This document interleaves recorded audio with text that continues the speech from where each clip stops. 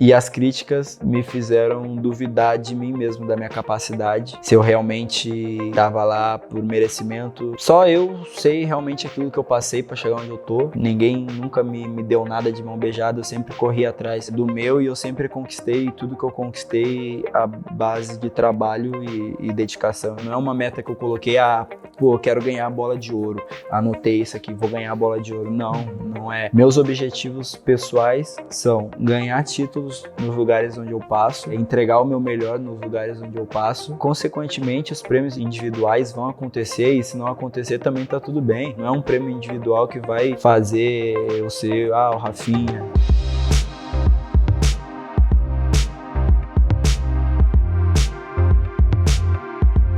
Salve, salve, chegando para mais um Placar Entrevista especial internacional com um cara que veio lá do bairro da Restinga, em Porto Alegre, rodou o mundo e hoje é um dos grandes jogadores, se não o maior jogador do planeta na atualidade. É com muito prazer que eu recebo o astro do Barcelona e da seleção brasileira, Rafinha. Obrigado, cara. Uma honra ter você na Placar. Obrigado. Mais uma vez, porque eu estava te mostrando aqui, né? O Rafinha já esteve na nossa capa em 2022. Antes da Copa do Mundo, vai pra cima, a gente querendo os meninos na seleção, ele se firmou. Hoje é um dos líderes da seleção brasileira, né? E do Barcelona, capitão do Barcelona em muitas oportunidades, né, Rafinha? Queria começar te perguntando sobre esse momento, porque são realmente, até anotei aqui, 27 gols e 20 assistências em 44 jogos até esse momento. São números muito bons, de fato, assim, né? É o melhor momento da sua carreira? Você imaginava que talvez essa temporada pudesse ser realmente de afirmação no Barcelona? Cara, se eu falar que não é o melhor momento da minha carreira, eu vou estar mentindo. Afinal, são números altíssimos, né, para uma temporada. Posso dizer que sim, que é o melhor momento da minha carreira, mas tudo isso é algo que vem de muito trabalho, né? Não somente de uma temporada, mas de uma carreira inteira. Eu tive 2 temporadas aqui, de repente, não tão boas como eu esperava, mas onde eu consegui me adaptar bem ao time, à filosofia do clube, e conseguir chegar nessa temporada com muito mais confiança para poder desempenhar o meu papel mais tranquilo, mais confiante. A gente está na casa do Rafinha em Barcelona, agradecendo aqui pela hospitalidade. Aqui é a academia dele, mas é um museu também, né? Tem muitas camisas e eu vi que tem ali um quadro que diz: você sabe meu nome, mas não conhece minha história. A gente está aqui justamente para querer conhecer melhor e contar a sua história, que começa lá na Restinga, né, em Porto Alegre, Rafinha. Você, gaúcho, como que era aquela infância? Como que era naquela região que já formou grandes jogadores também, né? E como que foi a sua infância lá em Porto Alegre? Cara, acho que uma infância de qualquer menino de comunidade. Não passei fome, porque meus pais nunca deixaram faltar nada em casa. Sempre tivemos uma refeição, 2 refeições no dia, um café. Então, fome nunca passei, mas era uma infância bem precária, onde a gente não fazia tudo aquilo que a gente queria naquele momento, né, como criança. Até mesmo momentos de sair para treinar, dependendo do lugar, não ter condições de pegar um ônibus para ir treinar. O horário com as aulas também não batiam. Cara, uma infância digna de alguém que nasceu e cresceu dentro de uma comunidade. Falando em crianças, infância, eu queria te mostrar um vídeo, ontem passando por aqui. Acho que você vai gostar de ver o que você representa para algumas crianças espanholas hoje. Eu vou botar para rodar, a gente vai mostrar na tela lá. Yo mañana voy a entrevistar a Rafinha, el jugador de Brasil. Entonces, si queréis mandarle un mensaje o algo así, ¿sí? ¿Puede ser? Vamos a uno de cada vez, ¿vale? Vale, va. Entonces, empezando contigo. Rafinha, yo soy del Barça y te queremos mucho, todos los culés, estamos muy contentos contigo. Sigue así, sigue jugando así, con la capitanía en el brazo. Sigue así, un beso a todos de Brasil y a Rafinha, a tu familia también. Yo soy del Madrid, pero a la vez yo ayer vi el partido del Betis, ¿sabes? Del Betis contra el Barça. Yo vi a Rafinha cómo juega, cómo la centra, todo, y es que es muy bueno. Yo soy del Madrid, pero yo llego a decir que se merecería el Balón de Oro de este año. Mensaje para Rafinha, en portugués. Rafinha, você é muito bom, um beijo daqui de Espanha e você é o craque. Muito legal, né? Criançada aqui da Catalunha que te tem como uma referência, assim. Eu aproveito para te perguntar quem eram as suas referências na infância, seus ídolos. Cara, eu sempre tive como referência o Ronaldinho, antes de começar a se envolver com o futebol, né? E depois, com o tempo, entendendo um pouco mais sobre o futebol, saindo de casa já, a partir do momento que o Neymar começou a jogar, foi um cara que se tornou uma referência para mim dentro de campo. E depois de conhecer ele pessoalmente, ter uma convivência com ele também acabou sendo uma referência para mim fora de campo, pela maneira que ele é, pela simplicidade que ele leva a vida, maneira que ele trata as pessoas. Então, juntando dentro e fora de campo, minhas duas referências, Ronaldinho e o Neymar. E tem uma história muito curiosa que eu queria que, se você pudesse contar alguns detalhes, seu destino com essa cidade, você já veio aqui criança, né? Você já esteve aqui uma vez com 7 anos, né? Não, todo mundo me pergunta isso. Não foi? Não, na verdade a gente foi numa festa do meu pai, né? Foi convidado para uma festa do Ronaldinho em Porto Alegre, acho que ele estava se despedindo para vir para Europa, e acabou que era uma festa tanto familiar também, e bom, os amigos que tinham filho, esposa, acabaram levando seus familiares e eu acabei por estar lá naquela festa. Então você conheceu o Ronaldinho ainda criança, pôde conhecer ainda criança, sem saber quem era, simplesmente tava lá querendo me divertir com as outras crianças, mas obviamente depois de um tempo, né, entendendo mais da vida, entendendo do futebol e podendo ver aquela foto, eu entendia que eu tava ali diante de um fenômeno. E seu pai é músico, né? E você também é muito bom, né, no samba, assim. Aqui no Barcelona eles deixam no vestiário, assim, cara, o alemão libera um samba, assim? Cara, tem os DJs do vestiário, que é aqueles que conseguem colocar uma música que agrade a todos, que não é o meu caso, porque eu só escuto música brasileira, então obviamente não vai agradar a todos, mas eu sou um bom ouvinte de música brasileira, seja pagode, funk, rap, hip hop, eu gosto um pouco de tudo. Na seleção aí você já tem mais protagonismo no batuque.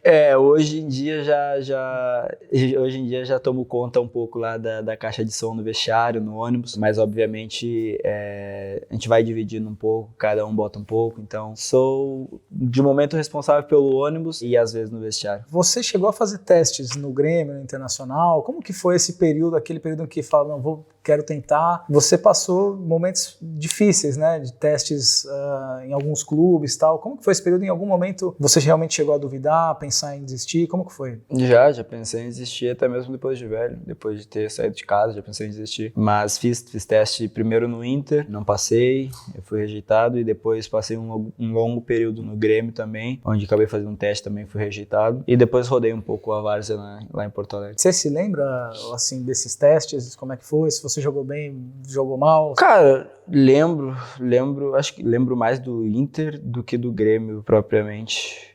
No Inter eu lembro que eu fiz bons treinos, tinha um certo destaque, obviamente, né, um pouco de nervosismo, mas tinha um certo destaque, porém naquele momento acho que ele estava buscando era mais altura e força, e não era o meu caso, eu era o pequenininho e o magrinho. Chegou no final da semana lá, o responsável falou que eu não iria ficar porque o grupo já estava completo e tal. E depois de um tempo fiquei sabendo que ele falou pro meu pai que era por conta do meu tamanho e da minha força, por isso que eu acabei não ficando, e no Grêmio provavelmente foi a mesma história. A mesma história. Não sei se você abre essa informação, todo gaúcho tem um time, ou é colorado ou é tricolor. Qual que era o seu de infância?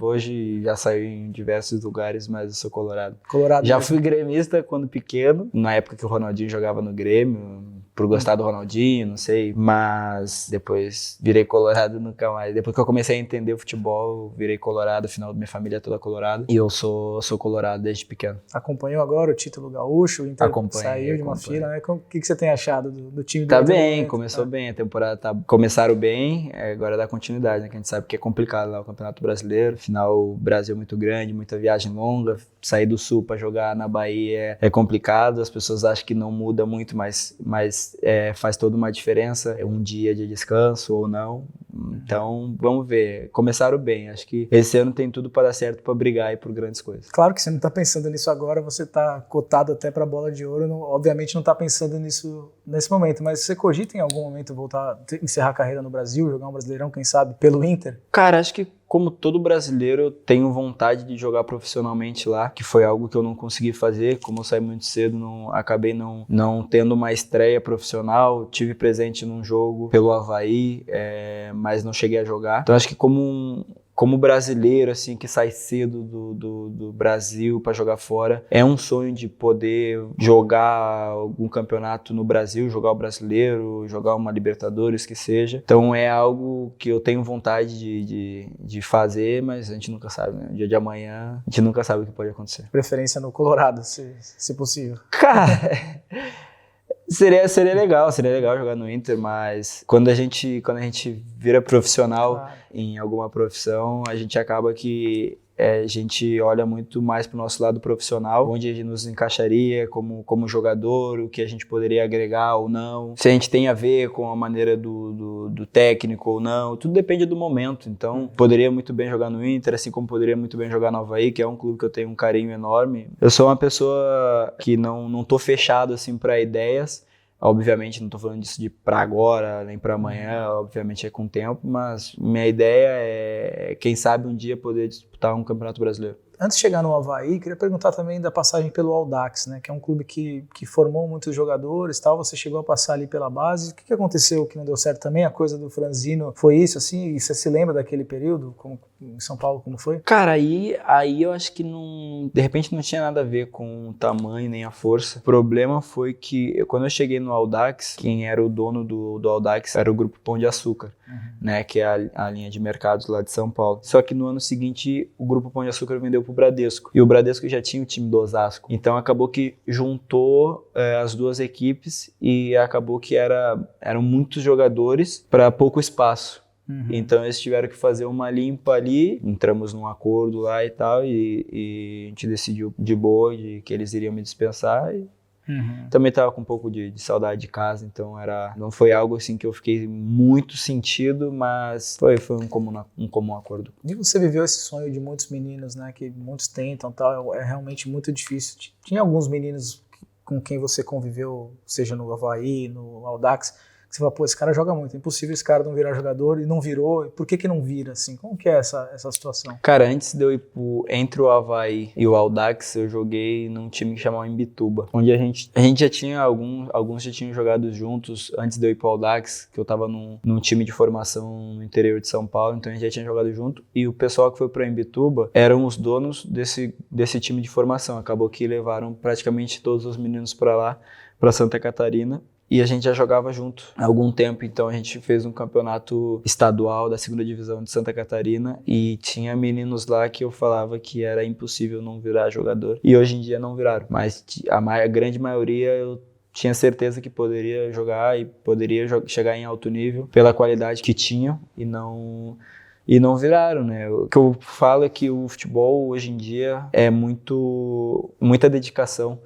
Não só dentro de campo, fora de campo também, tu se cuidar, tu cuidar da alimentação, tu cuidar do teu corpo, é muita coisa envolvida, muito detalhezinho pequeno que no final das contas é algo que importa e muito. E aí, bom, no Avaí que você realmente se destacou a ponto de aparecer uma oportunidade, né, para ir para a Europa. O que você mais lembra daquele período no Avaí? O quanto foi importante na sua vida, não só na sua carreira, assim, num período que você já estava virando adulto ali? O que você lembra de mais legal, assim, naquele período em Santa Catarina? Cara, então, depois do Imbituba, o Avaí me contratou para jogar na equipe sub-20, que tinha acabado de completar 17 anos. Fui para jogar o Catarinense sub-20, a Copa do Brasil sub-20. Cheguei no meio do campeonato, então já tinha praticamente um time formado, e obviamente que eu tinha que buscar meu espaço e tal. Só que eu não estava conseguindo me adaptar, estava tendo muitas dificuldades, tinha jogo que eu não ia convocado. Então foi um período também onde eu pensei em desistir, largar tudo e ir para casa. Felizmente não aconteceu, mas foi uma ideia que passou muito forte pela minha cabeça de largar tudo e ir embora, mas continuei trabalhando, continuei buscando meu espaço, e no final daquele mesmo ano eu acabei terminando jogando a final do Catarinense sub-20 como titular, e a gente conseguiu sair campeão. E o ano seguinte eu dei continuidade ao final do campeonato passado, então comecei jogando a Copinha e joguei o resto da temporada toda como titular até ser chamado para ingressar no time profissional. E aí veio o Vitória, né, de Guimarães, e aí realmente a sua vida mudou realmente, né? Como que foi esse choque de cultura também, de morar em Portugal? Qual foi a maior dificuldade nesse período, assim? O que você lembra? Você tinha 19, 20 anos, né? Isso, 19, acho.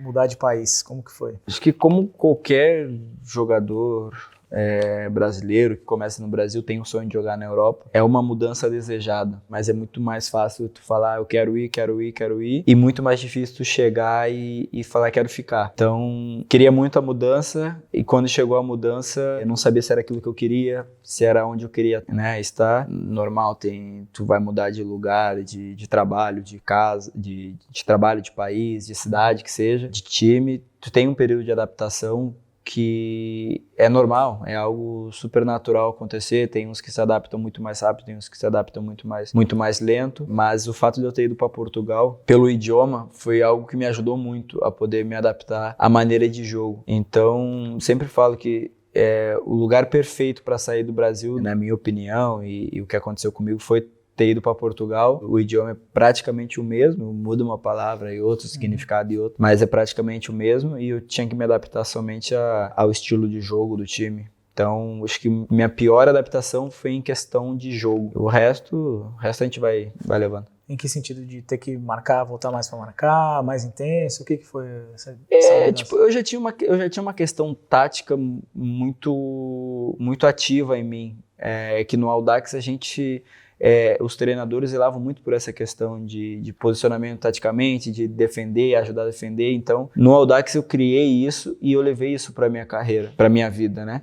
Então, em Portugal a questão mais era taticamente se posicionar, saber os compromissos defensivo ou ofensivo, maneira de se colocar dentro de campo. Acho que foi mais essa questão. Então, como eu já tinha isso comigo, me ajudou a me adaptar muito mais rápido do que, de repente, se eu não tivesse isso. Um debate que se tem muito, principalmente hoje no Brasil, é de que os nossos jogadores vêm para a Europa e vão perdendo um pouco a essência do drible e tudo mais. Realmente os treinadores na Europa tendem a podar um pouco mais o jogador nesse sentido, ou é realmente algo que é necessário? Como que você vê essa questão?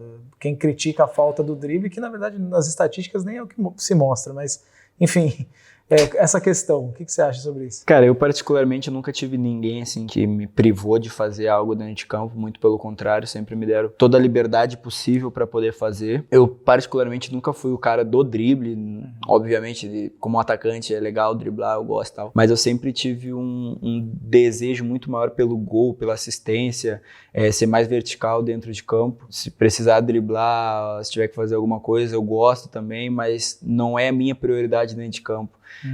Minha prioridade são os gols, são as assistências, estar ali perto do gol, ajudar o time a vencer, que no final das contas é isso que conta, é o gol que dá uma vitória, é uma assistência que dá uma vitória, é isso que vai mudar o jogo. É bonito driblar, eu adoro ver jogadores que têm essa capacidade, essa facilidade de driblar, é super encantador, mas na minha opinião tem outras maneiras de driblar dentro de campo, não somente ali com a bola, tem maneiras de driblar sem a bola, tem maneiras de driblar fazendo um desmarque, que acho que é o meu ponto forte. Pois é, Rafinha, você é um jogador, eu tive na Copa do Mundo no Catar, então assistindo o jogo no estádio, assim, você observa mais o jogador fora do que a câmera está mostrando, né? A gente via muito o seu comprometimento defensivo e é raro isso vir de um jogador tão habilidoso. Muitas vezes o cara que é habilidoso, o atacante, fala quem corre a bola, os outros têm que correr para mim, né, e tal. Você disse que você sempre teve um pouco, né, essa característica de doação ao time. Esse é um dos motivos, né, que te mantém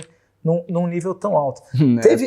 Teve algum treinador, alguém que realmente foi chave nesse sentido de te falar, pô, cara, não, eu preciso de mais comprometimento para que você possa jogar? Ou foi... Cara, não, muito pelo contrário, como eu falei, sempre me deram toda a liberdade do mundo para mim poder fazer aquilo que eu queria. Que eu me lembro agora, nunca tive ninguém que falou, não, deixa de fazer isso, ajuda a defender. Que eu lembro agora, não teve nenhum treinador que fez isso comigo, eu já passei por um montão de treinadores na minha carreira. Muito pelo contrário, é algo meu de ajudar, de estar ali pelo time, de saber que faz a diferença tu ajudar defensivamente e ao mesmo tempo ter um poder físico para poder ajudar também ofensivamente. Então é algo meu. Por exemplo, muitas vezes, né, hoje em dia não sou muito ligado a redes sociais, mas eu já fui muito e já via, principalmente na Copa, no pós-Copa, né, as pessoas falando que eu era um jogador que não driblava ninguém e tal.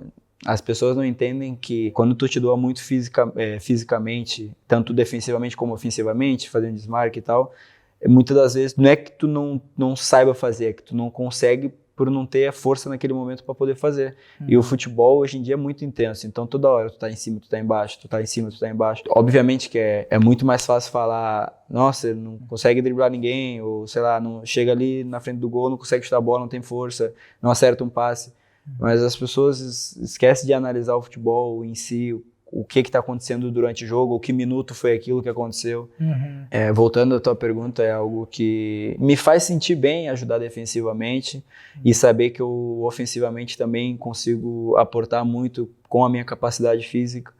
Então, se é algo que eu me sinto bem fazendo e que me faz estar onde eu estou durante todos esses anos, é a minha maneira dentro de campo de jogar, a minha maneira de me doar pelos meus companheiros, então, independentemente daquilo que falam, não vou mudar meu jeito. É um debate que se tem muito, principalmente com ex-jogadores, né, assim, talvez tenha dificuldade de entender como a velocidade e a fisicalidade do jogo mudou, né, e a gente está aqui na sua academia, imagino que você tenha, então, para poder aguentar esse ritmo, toda uma preparação não só de academia, mas de recuperação. O que você faz? Quando acaba o treino, volta para casa, o que você faz para manter uma rotina que te mantenha em condições boas? Cara, quando acaba o treino lá no clube, antes do treino, às vezes eu faço alguma coisa de membro superior.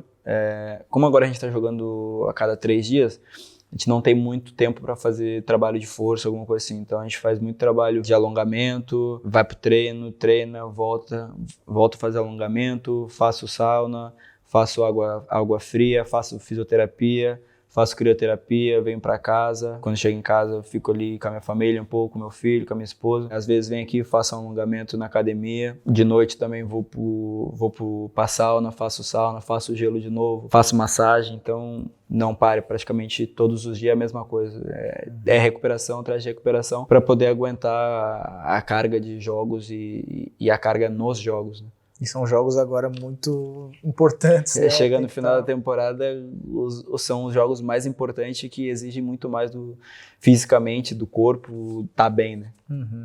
Bom, falando um pouquinho da sua passagem pelo Sporting, que é um clube também muito grande de Portugal, onde você foi muito feliz, né? Tem uma história muito bonita, conquistou títulos, fez uma parceria muito legal com o Bruno Fernandes, né? Que hoje está no United. Como foi aquele período assim que você guarda também daquela passagem por um clube importante da Europa e que aí realmente você se apresentou de fato para o mundo do futebol, assim? Cara, é engraçado tu falar do Bruno porque quando eu fui contratado pelo Sporting, lembro que foi em janeiro, um pouquinho antes de fechar a janela, porém eu tinha um acordo com o clube com o Vitória de não sair naquela janela, ou seja, sair só na janela de verão. E assim que eu assinei o contrato e tal, os clubes entraram num acordo e tal, eu já era jogador do Sporting, porém eu ainda estava no Vitória, né, fazendo meu trabalho, como qualquer profissional. Como eu te falei no início da entrevista, como profissional, independentemente do próximo passo, se tu tá naquele lugar, naquele momento, tu tem que dar teu 100% por aquela camiseta, por aquele clube, e foi o que eu continuei fazendo até o final da temporada. Mas depois de assinar o contrato, a primeira pessoa que me mandou mensagem foi o Bruno Fernandes.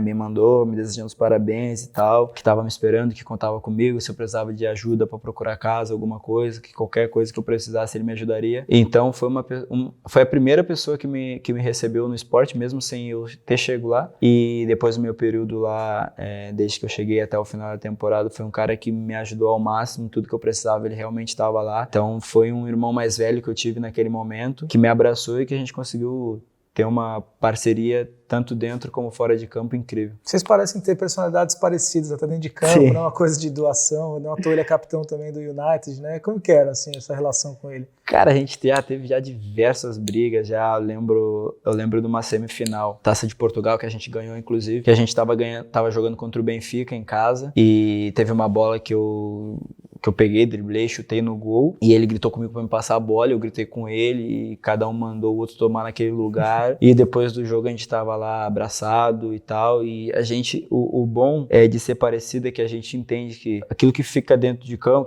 aquilo que acontece dentro de campo, fica dentro de campo. Então, diversos companheiros meus falam, vai ter momento que eu vou te mandar pra tudo quanto é lugar. Cara, absorve aquilo que tu acha que tem que absorver e esquece aquilo que tu acha que não tem necessidade. E vida que segue, é pro bem do time. Então, se a gente tiver que discutir dentro de campo, vamos discutir. Se é pro bem do time, não tem problema nenhum, depois a gente se acerta. Então, a gente tinha muito isso, eu e o Bruno. A gente brigava muito dentro de campo, mas a gente não brigava para prejudicar um ao outro, e sim para ajudar um ao outro, para, de repente, no próximo lance, ter alguma clareza a mais. E ele também, independentemente de ser mais velho, ele também sabia escutar, às vezes chamava a atenção dele, ele super entendia. Então o futebol é feito dessas trocas, não só tu xingar alguém por xingar para prejudicar alguém, e sim para poder ajudar. Afinal, no jogo é um momento que o sangue tá super quente e tu não vai parar, não, tenho que pensar no que eu tenho que falar para ele, para não machucar ele. Não é assim, dentro de campo as coisas são completamente diferentes. Então a gente tinha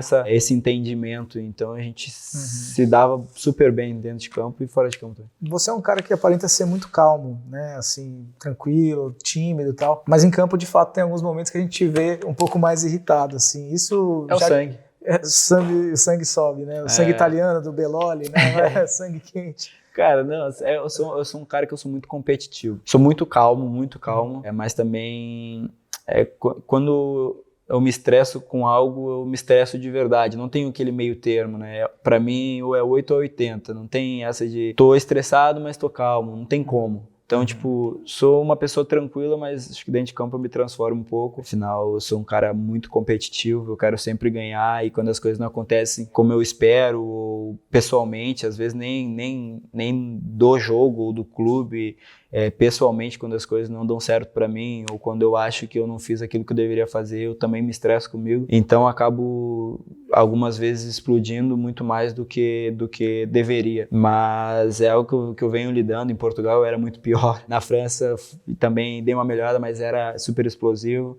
E na Inglaterra eu fui controlando um pouco mais. Hoje em dia eu sou muito mais controlado nessas questões do que antigamente. Obviamente tem dias e outros que escapa e acaba aparecendo muita coisa. Aproveitar o gancho, a gente está aqui gravando dias depois do jogo contra o Betis, em que você teve uma discussão com a arbitragem. Era com o árbitro, né? Que você estava Era com assistente. Eu acho assim, acho que ali dentro de campo todo mundo, cada um tá fazendo o seu trabalho. E acho que o trabalho vai muito do respeito com o próximo. Obviamente eu não sou, né, idiota de pensar que o árbitro tem que fazer um jogo 100% correto, que tem que acertar tudo. Eu sei que ele vai errar, assim como eu também vou errar. E a gente conversa ali dentro e acabou. E eu acabei chamando a atenção do bandeirinha, do assistente ali. Uma hora que a bola bateu no cara e saiu, ele deu lateral pros caras, e eu chamei a atenção dele porque tava na frente dele. E foi o momento que ele me mandou calar a boca. E aí acho que já vai muito mais além do respeito, entendeu? Então foi um momento que eu acabei perdendo o controle, explodindo. Depois eu fui falar com o árbitro. Eu falei pro árbitro, tu fez um jogo muito bom, mas o teu assistente é um mal educado. Ele me mandou calar a boca e tal, e isso não se faz e tal. E acabei, tava quente no momento ali, mas depois passou. E o grupo entendeu também? Não, o grupo entendeu, depois a gente conversa no vestiário, eu expliquei o que aconteceu, eles entenderam e tal, e também ali, no calor do momento, é difícil tu controlar alguma pessoa que tá super quente, independentemente do resultado do jogo. Acho que quando a pessoa tá quente, o melhor a fazer é deixar a pessoa tranquila, vai passar 1 minuto, 2, 5, 10 que seja, a pessoa vai se acalmar. E acho que a ideia ali, tanto do treinador como do Ter Stegen, depois que me pegou lá no final na entrada do vestiário, a ideia deles era me acalmar para não me prejudicar e prejudicar o time, mas eu não estava estressado porque o árbitro errou, porque ele prejudicou a gente no jogo, não, eu estava estressado pela falta de respeito que o assistente teve comigo. Então foi isso, e depois eu expliquei e eles super entenderam. Entendi. E você citou um clássico português contra o Benfica, você voltou a Lisboa pelo Barcelona, fez grandes jogos contra o Benfica, né? Tinha uma motivaçãozinha a mais de voltar contra o rival, eles te xingando ali, você gosta da atmosfera de pressão, assim? Cara, particularmente eu gosto, te dá uma força a mais, obviamente, né? Quando tá jogando fora de casa, pro time que tá jogando em casa é muito melhor, mas dá uma motivaçãozinha a mais. E eu, particularmente, por ter jogado no esporte, tenho essa ligação com o esporte, então tinha essa vontade de poder ganhar do Benfica. Afinal, desde que eu cheguei em Portugal, acho que eu ganhei do Benfica uma vez só, de 3 anos e meio que eu passei lá, eu ganhei uma vez só, o resto foi empate ou derrota. Então tinha essa motivação motivação de querer ganhar, de querer fazer gol e tal, mas visando o bem do trabalho pro Barcelona. Queria te perguntar também a passagem pelo Leeds, pela Premier League especialmente, porque se fala muito do nível da Premier League, que a Premier League é diferente e tal. De fato, ela é diferente das outras ligas em questão de intensidade, da velocidade do jogo. Isso realmente existe? Ou é um pouco lenda também que se diz assim? Não, na minha opinião, é a melhor liga para se jogar e para se assistir. Acho que é uma das ligas mais intensas em termos de competição, 90 minutos, um atacando o outro, independentemente do time que tá jogando. Pode ser muito bem o primeiro jogando contra o último, que tu vai ter jogos igualados, vai ter o último querendo atacar o primeiro devolvendo esse ataque. Então, o jogo na Premier ele não para, ele toda hora tá no ataque. Dificilmente tu vai ver um jogo controlado, a não ser o City, né? Porque o City é um time que gosta muito de jogar com a bola, de ficar jogando de um lado pro outro. Mas o resto dos jogos são jogos muito igualados, de um querendo atacar o outro o tempo todo, sem descanso. Então, fisicamente, é um campeonato muito, muito disputado e tecnicamente também, acho que é um campeonato que tem praticamente os melhores times do mundo, com muitos jogadores de muito nível e que podem resolver um jogo a qualquer momento. Teve algum jogo em especial que te marcou que se eu vou morrer de cansaço, assim, que... Contra o City. Contra o City é Teve difícil, dois né? jogos contra o City que foram muito engraçados. O meu primeiro jogo contra eles foi na pandemia, lá no Etihad. Não tinha torcida, estava fechado e a gente estava brigando pelo meio de tabela, alguma coisa assim, e a gente acabou ganhando o jogo de 2-1 com um jogador a menos desde os 20 do primeiro tempo, algo assim. Então foi um jogo que me marcou. E no ano seguinte a gente foi jogar lá de novo no dia do meu aniversário e aí a gente tomou 7-0. Aí foi marcante. Não tem como esquecer. Você já falou bastante da relação do Bielsa, mas ele tinha essa marca, né, de realmente ter times muito intensos, né? Eu vim lendo o livro do Bielsa no avião e tem até algumas reclamações de que ele cobra tanto a intensidade que às vezes o time não aguenta na reta final de temporada. Isso. A gente acho que na primeira temporada a gente teve um baixão sim nos últimos 2 meses, por conta disso, por conta da intensidade. É um treinador que exige muito o 100% dos jogadores, e não foi à toa que a gente chegou na primeira temporada na Premier e ficou ali, acho que em 8º, 9º, alguma coisa assim. Estava ali pelo meio da tabela, com um time super jovem que tinha acabado de subir, com uma ideia de jogo super diferente, e mesmo assim a gente brigou até o final sem correr risco de rebaixamento. Mas chegou no final da temporada, a gente estava super esgotado, super cansado. E na temporada seguinte já foi um pouco mais complicado. Acho que as equipes já entenderam a maneira que a gente jogava e conseguiram anular bem aquilo que a gente vinha fazendo. Então já foi um pouco mais complicado. Mas o Bielsa é um cara que exige ao máximo 100% de todos os jogadores. Por um lado, eu particularmente gosto. Eu gosto de estar sempre a 100%, seja nos jogos ou nos treinos. E é louco mesmo? É um apelido, né? É um pouquinho. Tem que ser, né? Tem que ser. Pra estar no meio do futebol tem que ser louco. Verdade. E aí, bom, nesse período de Leeds que você começa a chamar a atenção e chega na seleção brasileira. Mas antes você chegou a ter um convite, uma sondagem da seleção italiana, né? Eu citei o seu sobrenome, Beloli. Você considerou essa possibilidade? Como que foi essa sondagem? Cara, considerei, afinal, desde o esporte, né, obviamente, não vou falar, eu tinha que ser convocado, porque não é assim que funcionam as coisas. E também a gente tem uma ideia sobre a seleção que a seleção tem a ver com o empresário. Se não tiver um bom empresário, tu não vai pra seleção, ou sei lá, se tu já vem jogando na categoria de base da seleção, tu tem muito mais chance de quem nunca foi pra categoria de base. Então a gente tem essa ideia de, não vou vestir a camisa da seleção brasileira porque não joguei na seleção de base, ou porque, sei lá, meu empresário não tem moral na seleção. Mas não tem nada a ver com isso. É uma questão de ter muito talento para pouco espaço. A minha opinião sincera é essa. E eu já vinha bem do esporte, a gente tinha feito uma boa liga no Rennes, onde a gente classificou o time pela primeira vez na história para Champions diretamente. E tinha feito uma primeira temporada no Leeds espetacular. E tinha aquela esperança de, vou ser convocado e tal. E acabou que teve a convocação para a seleção brasileira para a Copa América, se eu não me engano. E eu não fui convocado, não tinha sido, ou estava na pré-lista, não lembro, agora não me avisaram, mas eu não tinha sido convocado. E eu sabia do interesse da seleção italiana, o Jorginho vinha falando comigo direto, acho que foi o Vialli que me ligou também, a gente teve uma conversa, e a ideia deles era me levar para o europeu que teve, para a Eurocopa que eles teve. Foram campeões, inclusive, né? Exato, esse ano eles foram campeões. E a ideia deles era super clara, de me levar, e eu falei, se é onde me querem. Eu sou uma pessoa que eu sempre pensei assim na minha carreira, eu vou estar onde me querem de verdade, não por status, Rafinha tá aqui porque ele fez um esforço. Não adianta só eu fazer o esforço, não adianta só o meu lado fazer o esforço.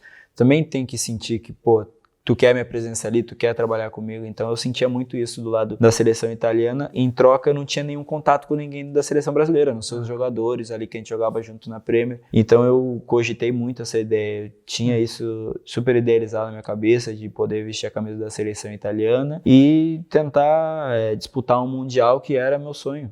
Mesmo sem ter uma ligação assim, porque você nunca jogou na Itália, né? Então, você fala italiano. Isso acabou pesando no final, mas a minha primeira ideia era representar um país e poder disputar um mundial. Impossível tu dizer um jogador que não queira disputar uma Copa do Mundo. Se tem alguém que não quer disputar uma Copa do Mundo, acho que tá na profissão errada, entendeu? Então, era um sonho meu.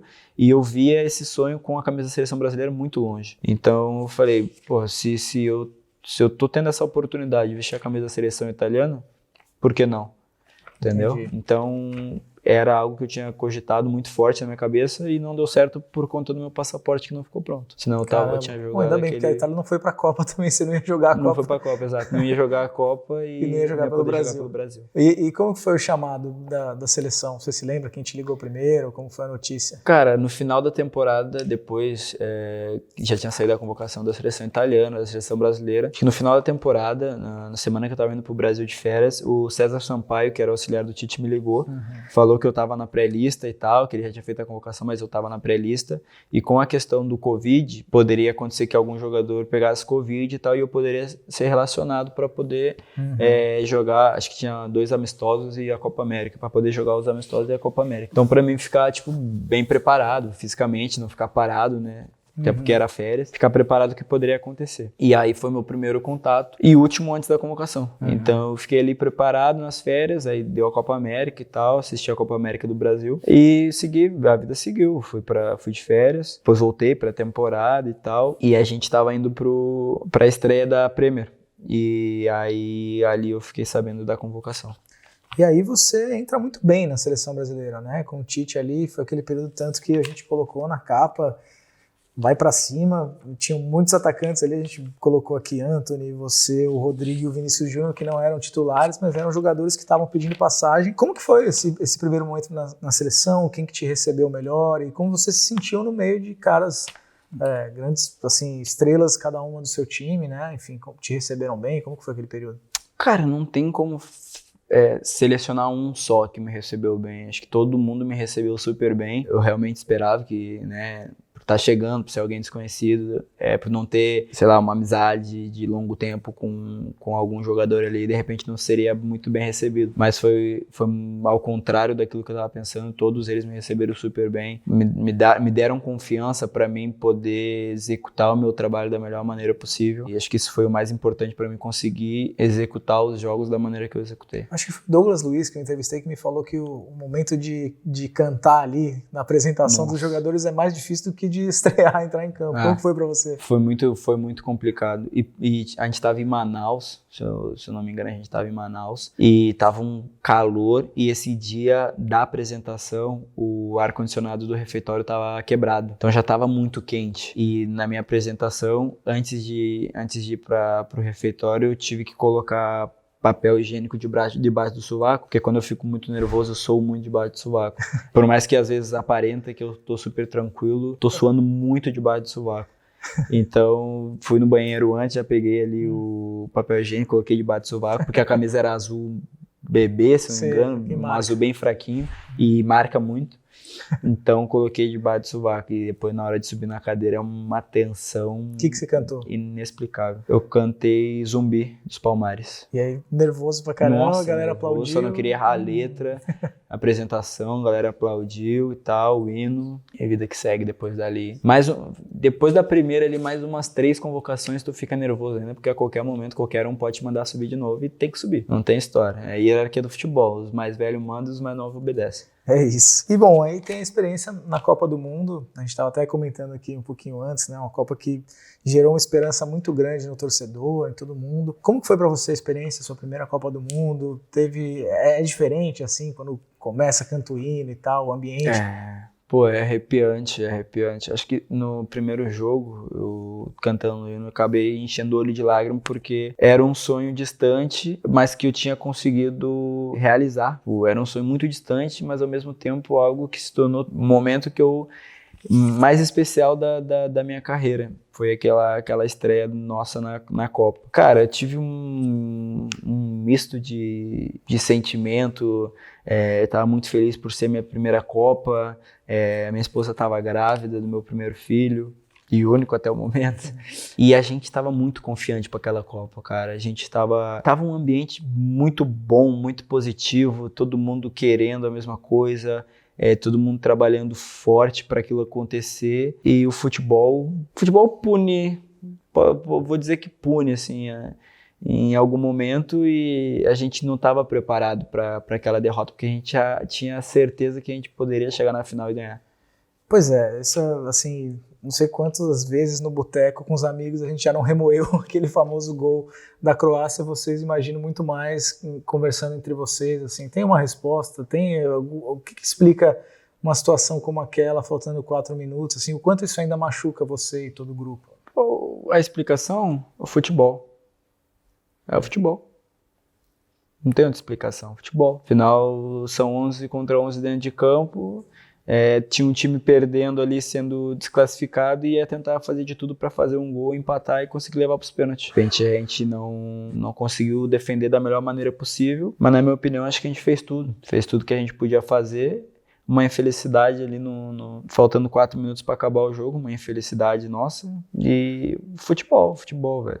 Futebol hoje em dia, tu vê tantos jogos sendo decididos no final, né? Não só faltando 4 minutos, mas depois nos acréscimos ainda. Particularmente aquele jogo contra o Benfica que a gente ganhou, que eu fiz o gol nos 94. Futebol. O Benfica tava ganhando o jogo, futebol é assim, senão não teria emoção, né? E Rafinha, você tava, no comecinho ali a gente estava falando da questão das suas obrigações táticas e tal. Na Copa do Mundo isso ficou bastante marcado, e eu falei, né, que eu assistindo o jogo no estádio é diferente a percepção de quem tá vendo na TV. Eu lembro de conversar com amigos assim, e tipo de falar, pô, não, Rafinha jogou bem. Os caras, não, Rafinha não jogou nada, tal. Como que foi para você naquele período lidar também com as críticas, que a gente sabe como que é um canhão de crítica numa Copa do Mundo, seleção brasileira, tá todo mundo vendo. Aquilo mexeu com você? Como que foi?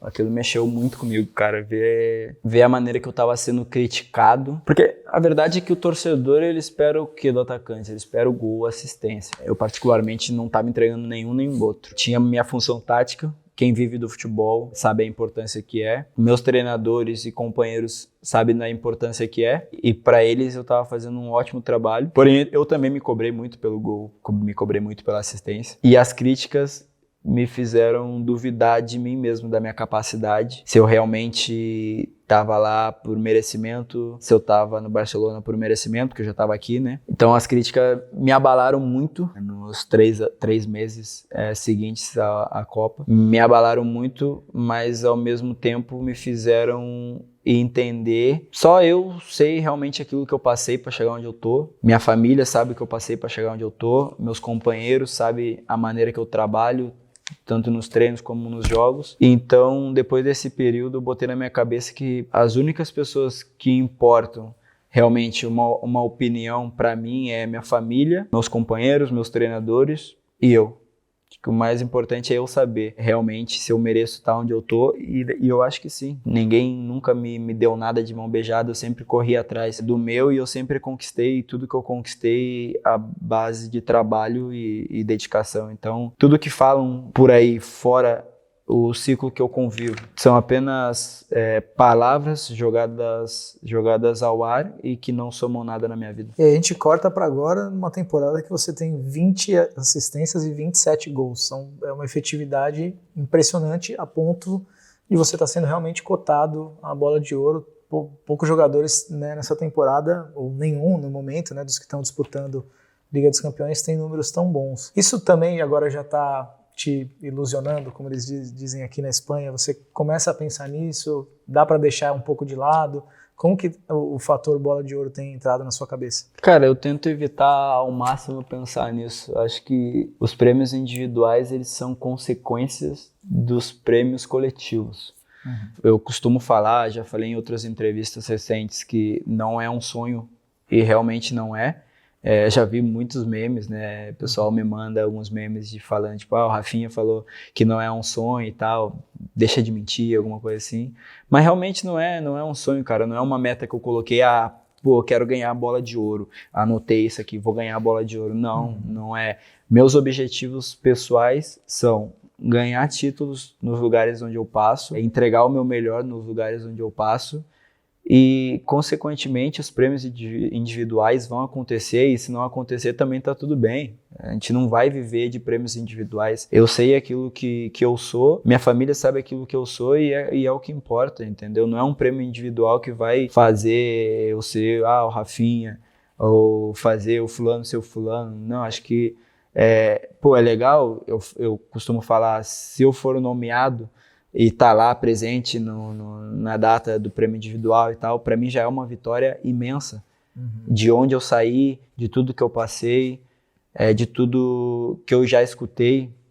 O fato de estar lá já é uma vitória. Não preciso ganhar o prêmio para ser um vencedor, entendeu? Acho que a cada dia que passa, a gente vence alguma coisa. Então, não é, como te respondendo a tua pergunta, não é um objetivo pessoal, e eu tento deixar de lado. Obviamente eu vou falar, não vejo que as pessoas estão falando de bola de ouro.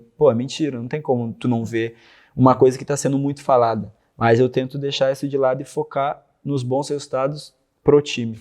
E bons resultados pro time vão levar ao que tem que levar. Está sendo realmente muito falado na rua, assim, perguntando, conversando com os torcedores do Barcelona, muitos dizendo, e até não torcedores de outros clubes, como eu te mostrei das crianças, dizendo isso. Eu queria te perguntar o que mudou. Isso é até legal, desculpa te interromper, isso é até legal porque isso significa que de alguma maneira o trabalho está sendo bem feito.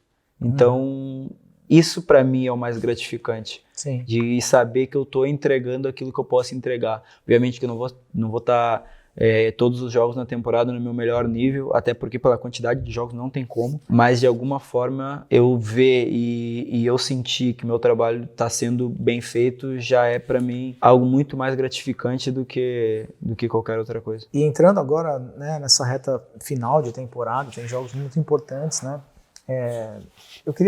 Antes eu queria saber o que mudou de uma temporada para outra, que você até tinha propostas para sair, como você mesmo citou, críticas, gente dizendo que deveria sair, proposta da Arábia e tal, você ficou e se tornou não só um grande protagonista da equipe, mas um dos capitães do time, realmente uma liderança no vestiário. O que mudou? A mudança do treinador foi fundamental para isso? Teve também alguma mudança sua de comportamento, de alguma coisa que você fez diferente? Por que encaixou tanto nessa temporada? Cara, acho que tem um pouco de cada coisa, sabe? Tipo, a minha mentalidade de saber que eu tenho que me adaptar e jogar em outras posições foi um fator super importante. O treinador falar comigo e demonstrar a confiança que ele tinha em mim, a importância que eu teria dentro de campo e fora dele para ajudar o time também foi importante. E acho que o período de adaptação que eu passei nos anos passados, acho que aquilo fez eu entender que realmente estou onde eu estou no lugar que eu sempre sonhei, estou adaptado, tenho confiança do treinador, agora é jogar. Então acho que juntando um pouquinho de tudo acaba se tornando algo bastante importante. Eu queria te perguntar, você falou sobre se adaptar a outras posições e tal, tem um outro jogador canhoto, habilidoso jogando no time, que é o Lamine Yamal, 17 anos, que pinta já também como um grande fenômeno, assim. E quando você estava falando do seu início no Avaí e tal, eu fiquei pensando, cara, realmente a gente perde de vista algumas vezes, esse moleque tem 17 anos, o Estevão lá no Brasil 17 anos, o Hendrick agora 18. Como que tem sido vivenciar esse surgimento do Yamal, como você tem tentado ajudar ele também, e se realmente assim, é muito diferente do que a gente está acostumado a ver, principalmente nessa idade, né? Cara, não tem muito do que eu posso falar. Acho que todas as qualidades que ele tem, ele demonstra em campo, a importância dele para o time. eu costumo dizer que é um jogador que, falando em prêmios individuais, se ele quiser realmente, ele pode alcançar tudo aquilo que ele deseja. Ele pode conquistar todos os prêmios que ele quiser. Basta ele querer. Não é só o querer, é o trabalhar, né?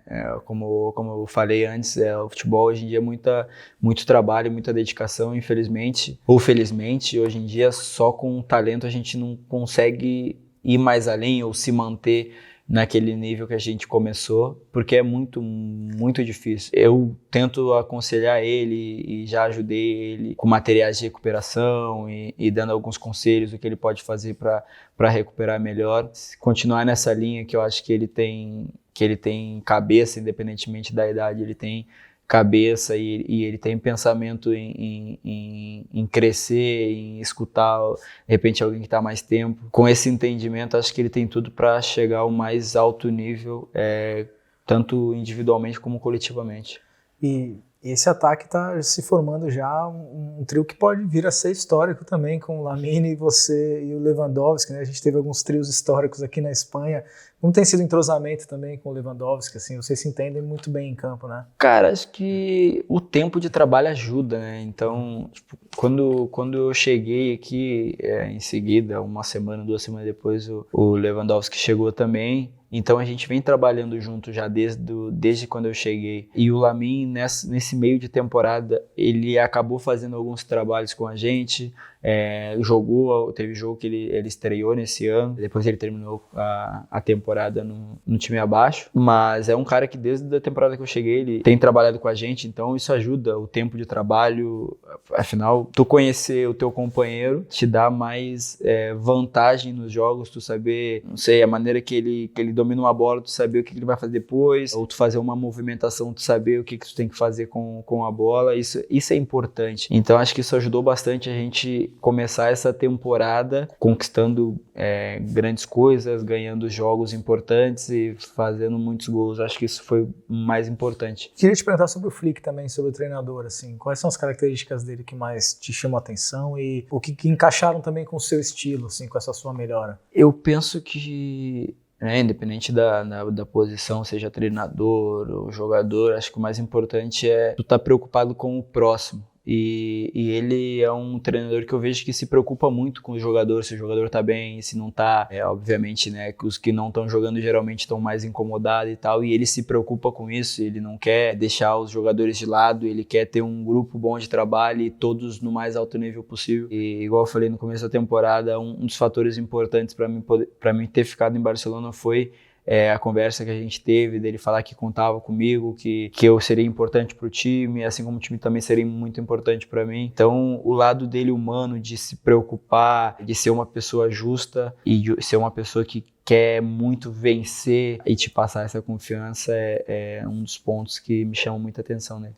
E a coisa da faixa de capitão? Porque aqui eles levam muito a sério, né? A coisa da faixa de capitão é realmente... Como que é carregar essa faixa do Barcelona? Te surpreendeu a escolha e tal? A escolha me surpreendeu, na verdade. Não esperava, né? Acredito que no vestiário a gente tem diversos capitães. Eu costumo dizer que tu ser capitão não é só tu levar a faixa no braço, pode ser muito bem ao contrário, tu pode levar uma faixa no braço e não ter nada de capitão, mas no vestiário a gente tem muitos jogadores com o espírito de capitão, com a postura de capitão, então acho que isso é importante. Minha maneira de ser, de repente, fez com que me elegesse capitão do Barcelona, obviamente fiquei muito, muito lisonjeado, foi uma coisa que me deixou muito feliz, afinal era o meu time do sonho de jogar aqui, de vestir essa camisa e poder levar a faixa de capitão foi algo que se tornou muito, muito especial mesmo. Muito bom. E agora a gente tem já um Barça-Real Madrid marcado na final da Supercopa, da Copa do Rei. Podemos ter na final da Champions, inédito, nunca aconteceu, né? Você já marcou gols contra o Real Madrid, até no começo da pré-temporada nos Estados Unidos, né? Quando você chegou também, é um jogo que você gosta de jogar. Como que é jogar contra o Real Madrid e a expectativa para esses jogos? Cara, a gente tem que gostar sempre de jogar jogos grandes, né? Jogar contra o Real Madrid, ou agora contra o Dortmund, o próprio Benfica, sei lá, na Champions agora a gente teve o Bayern. Então, são jogos que são bons de jogar. Então, se a gente está jogando em alto nível e não deseja jogar esses jogos, a gente não tem o sangue de poder, né, de dizer, eu quero estar aqui, eu quero jogar, eu quero viver essas coisas. Eu, particularmente, sou um cara que eu gosto de jogar esses jogos grandes, eu gosto do alto nível de competitividade, isso me acende, sei lá, uma chama por dentro é algo que eu sempre sonhei desde pequeno, eu assistia pela televisão e eu queria estar ali participando, e hoje eu posso dizer que eu estou participando, sendo um dos protagonistas, e isso é muito, muito especial. Puxando agora para a seleção brasileira, você também ganhou um protagonismo muito grande nos últimos jogos, no ciclo do Dorival, né? Foi um jogador que jogou muito com ele e que ganhou, de fato, protagonismo, continuou fazendo muitos gols nas eliminatórias, né? Você é um cara que tem bons números pela seleção, mas num momento difícil da seleção, nesse momento que a gente está gravando ainda não foi definido o novo treinador. Como que você imagina essa sequência de eliminatórias em que o Brasil ainda não está nem 100% garantido na Copa do Mundo? O que você espera para o novo treinador que chega também, que a gente não sabe quem vai ser, mas assim, visando a Copa do Mundo do ano que vem, como você enxerga a seleção que a gente precisa para retomar um caminho e visar, né, quem sabe sonhar com o Hexa? Cara, acho que independentemente do treinador que vai chegar, a gente tem que ter uma coisa muito clara, que é resultado. O nosso objetivo principal é classificar para a próxima Copa. Então a gente tem isso muito claro, né?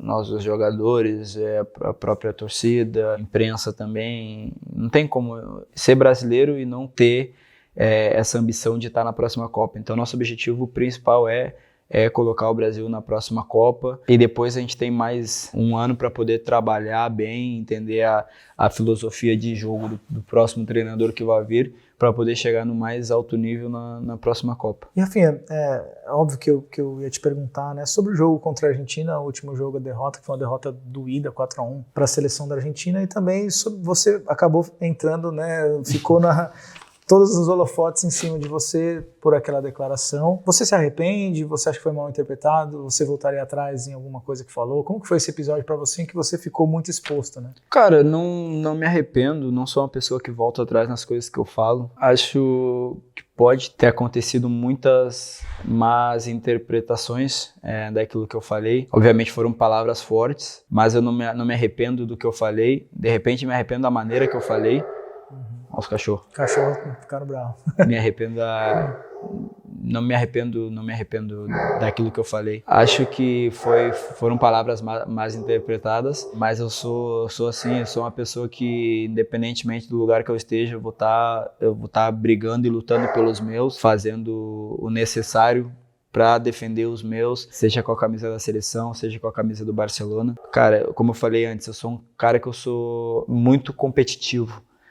E eu quero sempre ganhar, independentemente do que tenha que fazer para ganhar. Vestindo a camisa do Barcelona, o que for preciso fazer eu faço para ganhar, e não me arrependo de nada. E com a seleção igual, eu sei que a gente está passando um momento muito complicado de trocas de jogadores, de troca de ciclos. E eu senti naquele momento que alguém tinha que chamar a responsabilidade, tinha que chamar o torcedor pra gente. Acho que não fiz nada de mal. Tentei chamar a responsabilidade para mim de alguma maneira, para tirar o foco um pouco dos meninos mais novos, ou tirar o foco do peso do jogo que seria, mas eu não me arrependo. Se tiver que bater dentro de campo para ganhar um jogo pelos meus, eu vou fazer. Se tiver que apanhar, eu vou apanhar também, de cabeça erguida sempre, mas sempre buscando o melhor para minha seleção, sempre buscando o melhor para o meu país. E eu sou assim, eu sempre corri pelos meus desde pequeno, sempre botei a cara pelos meus desde pequeno, e agora não vai mudar isso. Obviamente, não falto com respeito com ninguém, porque eu respeito todos os colegas de profissão que eu tenho grandes amigos argentinos, tenho a camisa do Messi pendurada aqui, porque é um cara que é uma referência mundial, particularmente para mim. E isso, o que eu falei lá de dar porrada, foi numa maneira de dar porrada dentro de campo para sair com o resultado que fosse o resultado que tivesse que ser positivo pra gente. Se tivesse que dar porrada para sair com o resultado positivo, eu faria. E jogo seguinte igual, a gente vai jogar contra, não sei, próxima seleção e se tiver que dar porrada para ganhar o jogo, eu também vou fazer. E eu sou assim, eu vou brigar pelos meus, eu vou defender os meus sempre. É uma infelicidade o resultado, obviamente, não vou dizer que eu senti muito mais do que qualquer um o resultado, mas eu sabia que a maneira que eu estava chamando aquela responsabilidade, dependendo do resultado, aquilo cairia tudo sobre mim. E não me arrependo, cara, eu sou assim, eu vou brigar pelos meus sempre. Todo mundo sabe que, independentemente do lugar onde eu tô, seja na seleção, no Barcelona, se precisarem que eu bote a cara para correr pelos meus, eu vou fazer sempre e não me arrependo de nada. E você conversou com os jogadores argentinos depois do jogo? Tem uma cena recente de você abraçando o Depou também, né? Como que ficou a relação com esses colegas de profissão? Cara, eu conversei com... Antes mesmo do jogo contra a Argentina, eu conversei com o Scaloni. Depois, durante o jogo, falei com o Depou, falei com o lateral esquerdo, Tagliafico, isso. Falei com ele, tentei explicar que foi uma má interpretação, de repente, do lado deles, ou uma tradução mal feita. Mas no mundo que a gente está hoje com rede social, qualquer pessoa faz aí uma modificação e outra e deixa uma declaração muito pior do que ela é. Tentei explicar, mas ao mesmo tempo deixando bem claro que o que eu falei eu já tinha falado, eu não voltaria atrás, e se eles tivessem que fazer o que eles achavam que eles tinham que fazer, poderiam fazer, e eu faria o mesmo, e continuo fazendo. Qualquer coisa para defender o escudo da seleção, para defender meu país, eu vou seguir fazendo. É claro que depois o resultado muda um pouco, né? O torcedor fica chateado, mas no momento em que você falou aquilo, muitos torcedores gostaram e se sentiram representados, né? Você sente também que a percepção do torcedor, que não te conhecia tanto, você não jogou num clube brasileiro profissionalmente, enfim, na seleção, na Copa do Mundo não veio o título, você sente que está mudando a percepção dos torcedores brasileiros também? Aqui na Espanha a gente já falou, você é super respeitado, a torcida brasileira também, pelo que você sente, redes sociais, no contato nos estádios, você está se tornando também essa referência para os brasileiros? Cara, eu noto mais no estádio, porque eu particularmente não sou uma pessoa de rede social, eu evito ficar no telefone, então não tenho essa percepção diretamente de rede social ou algo assim. A minha percepção é mais no estádio, no campo, de repente cartazes, camisas ou bandeira do Brasil, alguma coisa assim. Aí eu percebo que realmente, como eu falei antes, sinto que o trabalho está sendo bem feito e reconhecido, então isso para mim que é o mais gratificante de tudo. Antes do jogo contra a Argentina, no jogo contra a Colômbia, chamou a atenção uma cena em que o Vinícius estava demorando para sair, você falou para ele, sai logo, tá? Porque ele para não tomar um cartão para o jogo da Argentina. Você também, se tivesse que assumir a faixa de capitão da seleção, tá pronto, você também tem essa liderança, você sente que na seleção também você já adquiriu esse papel? Cara, sem problema nenhum, acho que hoje em dia eu percebo que não só aqui no Barcelona como na seleção, eu sou um dos mais experientes no momento. Eu sei que tem uma garotada jovem aparecendo e que vai precisar de um suporte, de um apoio, de um auxílio num caminho. E hoje em dia eu entendo a minha importância dentro do futebol, dentro do Barcelona, dentro da seleção brasileira.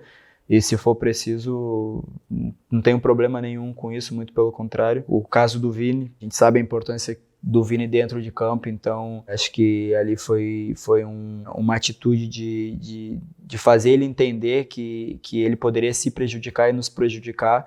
Então a minha reação ali foi colocar ele para fora de campo, independentemente de como seria. Como eu falei, eu vou brigar pelos meus e ele é um cara que eu gosto muito e jamais queria ver ele prejudicado, principalmente num jogo de tamanha importância que a gente teria. E ele é um cara que super entende, entendeu ali a maneira que eu tirei ele de dentro de campo e afinal, isso que importa no final. Ficou claro que você queria o bem do time dele também, né? E, Rafinha, chegando na reta final do nosso papo, então, bom, reta final de temporada também, jogos muito importantes agora. Como você está se sentindo fisicamente, mentalmente, para esse momento que é muito importante para o Barcelona também, que não ganha uma Champions League há um bom tempo, que está em primeiro no Campeonato Espanhol? Como você está se sentindo e motivado para esse momento? Sinceramente, cansado pela temporada. Não, mas muito motivado para esse final de temporada e muito, acho que feliz, né, de poder chegar nesse momento de final da temporada e ainda estar brigando pelos 3 campeonatos que a gente começou o ano como objetivo de chegar à final e ganhar os 3, então acho que estar vivo nos 3 campeonatos agora no final da temporada é super gratificante e apesar do cansaço te dá uma motivação a mais te dá uma força a mais para conseguir dar o melhor e chegar no final da temporada com muitos êxitos. E visando a seleção brasileira, você tem esperanças de que, com vindo um novo treinador, assim, como você imagina, talvez até no seu papel na seleção, assim, para esse próximo ano, falta pouco para a Copa do Mundo, né? Você já está pensando na Copa do Mundo do ano que vem também? Isso é um objetivo bem claro na sua cabeça? Claro, não tem como não ter esse objetivo, né, da Copa do Mundo. Na minha opinião, seja a seleção ou qualquer outro clube, todos os lugares passam por um período de reformulação, né? E nós com a seleção estamos passando por esse período. A gente sabe que é um período difícil, não somos os primeiros e também não vamos ser os últimos. A gente está passando um momento complicado sim, mas a seleção também já teve momentos complicados anteriormente e saíram desses momentos complicados e tiveram momentos de glória e tiveram baixão. É normal, o futebol é assim, tem altos e baixos e a gente está vivendo os baixos e acho que a gente tem jogadores de muita qualidade, não só os que estão sendo convocados recentemente, assim como outros jogadores também que não estão sendo convocados, mas têm potencial para poder vestir a camisa da seleção e representar o nosso país. Então, acho que esse período, esse momento ruim que a gente está vivendo, é só um momento de reformulação e, na minha opinião, a gente está muito mais próximo do sucesso do que propriamente do fracasso. Então, acho que o pensamento é esse, é mentalizar coisas boas, que a gente vai conseguir dar a volta por cima e vai chegar na Copa do Mundo, se Deus quiser, e vai brigar até o final. Você até aproveitar uma percepção que eu tive para o jogo do Brasil contra a Argentina, me pareceu que o Brasil entrou, não é que não respeitou a Argentina, mas o Brasil talvez tenha sido muito otimista para aquele jogo, com tantos atacantes, uma Argentina que é campeã do mundo, que está super motivada e tal. Lembrando até do ciclo do Penta, que a seleção também passou por grandes dificuldades e aí depois ela com o Filipão retomou uma seleção jogando com 3 zagueiros, talvez mais organizada. Talvez uma modificação tática para o Brasil pode ser interessante, preencher um pouco mais o meio de campo, talvez entender que tem adversários hoje mais organizados, mais motivados e tal. Tem um pouco disso também? Cara, tem. Isso vai muito da percepção do treinador, né? Às vezes, de repente, o Dorival naquele jogo pensou que seria o melhor, né? Não criticando nada disso, muito pelo contrário. O Dorival pensou que seria o melhor, ou de repente colocaria poderia muito bem colocar outra formação, outra equipe para jogar e poderia dar errado também. É o momento que a gente está vivendo, a gente não pode ser hipócrita de falar que a nossa seleção é a melhor do mundo, sendo que a gente está passando por um período de mudanças e a seleção da Argentina já é uma seleção que vem jogando junto há muito tempo. O próprio Scaloni, acho que ele chegou na seleção em 2018, depois da Copa, então ele está colocando a metodologia dele de trabalho, acho que os jogadores estão correspondendo muito bem. E são jogadores que têm muita qualidade, não é à toa que estão onde estão, não é à toa que ganharam uma Copa, não é à toa que ganharam 2 Copa América seguidas. Então, a gente tem que entender o momento que a gente está vivendo para poder superar a esses momentos ruins. Então, cara, acho que depende muito da visão de quem está ali no comando da seleção. A gente pode jogar jogos com 4 atacantes e dar certo, assim como a gente pode jogar jogos com 4 meios de campo e dar errado. Então é o momento, juntamente com as decisões, e também a gente tem que ver o outro lado, o momento de outras seleções também. Muitas vezes são seleções que estão vivendo momentos melhores, são seleções que estão mais adaptadas uns com os outros, os jogadores já se conhecem há muito mais tempo, jogam junto há muito mais tempo, já tem um entendimento dentro de campo ali, sem nenhuma dificuldade, e na minha opinião é isso, é um período ruim que a gente está passando, mas acho que a gente tem potencial para sair desse momento ruim.